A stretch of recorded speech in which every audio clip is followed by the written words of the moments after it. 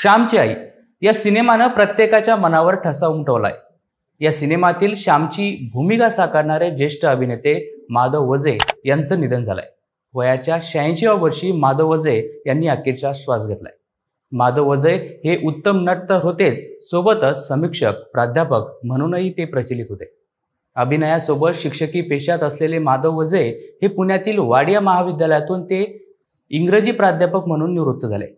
महाराष्ट्राची हास्यजत्रा या कार्यक्रमाचे दिग्दर्शक सचिन गोस्वामी यांनी माधव वजे यांना आदरांजली वाहिली आहे। अनेक मराठी कलाकारांनी माधव वजे यांच्या निधनावर हळहळ व्यक्त केलाय। 1953 सालच्या श्यामची आई चित्रपटातून माधव वजे यांनी बाल कलाकार म्हणून अभिनय क्षेत्रात पदार्पण केलं। त्यांच्या या भूमिकेचं खूप मोठं कौतुक झालं होतं। यानंतर त्यांनी बाल कलाकार म्हणून काही मोजके चित्रपट केले।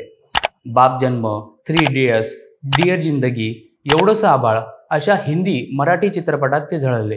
हॅमलेट या नाटकाचं त्यांनी दिग्दर्शन देखील केलं होतं। पुण्याच्या वाडिया कॉलेजमध्ये त्यांनी प्राध्यापक म्हणून काम केलं।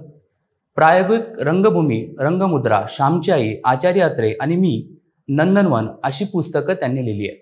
खरं तर श्यामची आई म्हटल्यानंतर समोर येतं ते म्हणजे साने गुरुजींचं पुस्तक आणि 1953 मध्ये प्रदर्शित झालेला हा सिनेमा। या सिनेमात माधव यांनी बाल कलाकार असताना श्यामची भूमिका साकारली होती, तर श्यामची आई म्हणून ज्येष्ठ अभिनेत्री वनमाला यांनी भूमिका साकारली। माधव यांची भूमिका अजरामर झाली। आजपर्यंत त्यांना श्याम म्हणूनच ओळखलं गेलं। आता प्रेक्षकांच्या मनातला श्याम हरपल्याची भावना प्रेक्षकांनी व्यक्त केली। तर काही वर्षांपूर्वी आलेल्या 3 इडियट्स सिनेमातही माधव वजेंची एक भूमिका होती। भूमिकेची लांबी कमी होती, मात्र ती भूमिका लक्षात राहणारी ठरली। माधव वजेंच्या निधनानंतर मराठी सिने इंडस्ट्रीतल्या सर्व कलाकारांनी सोशल मीडियावर श्रद्धांजली वाहिली आहे। प्रेक्षकांच्या मनावर राज्य करणाऱ्या या कलाकाराला महाराष्ट्र मुकला असला तरी श्यामच्या माध्यमातून ते सदैव जिवंत राहतील, अशा या प्रतिभा संपन्न कलाकाराला सत्ते पे सत्याच्या वतीनं भावपूर्ण श्रद्धांजली।